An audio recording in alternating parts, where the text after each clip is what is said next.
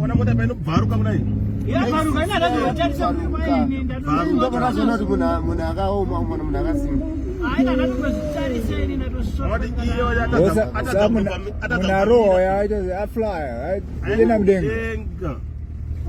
Iyo wachatadza kupamira atozotendera kuno kuna masocha. Yespeed yanga nayo. Akati kokoti pakeojona. Koyeko. Akusima 1. Akati.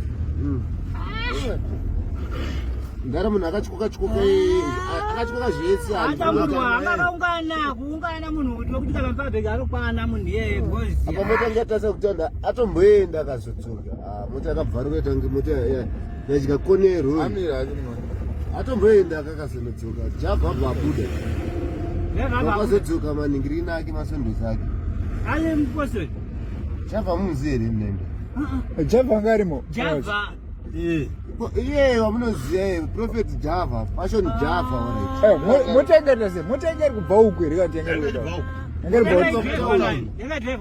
yaanga inayo Java aiwa Java rangari kuairport aiwa zvazobuda maimhanje tatozvitedza zvese izvozvozvo Java anga ari mumota umu mota dzadziri tu dzakasonana kudai mota dzadziri tu dzakasonana kudai dzichifamba parowa munhu bapfuurira ichisvika pana masocha aibva yapurutsa munhu bapinda muimwe mota iyi mota bvazasara ibva yanodzoka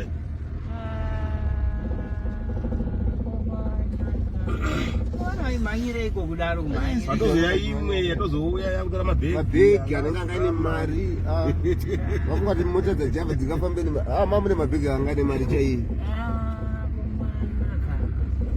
vana uchekeresa vadizo havana mamusha sha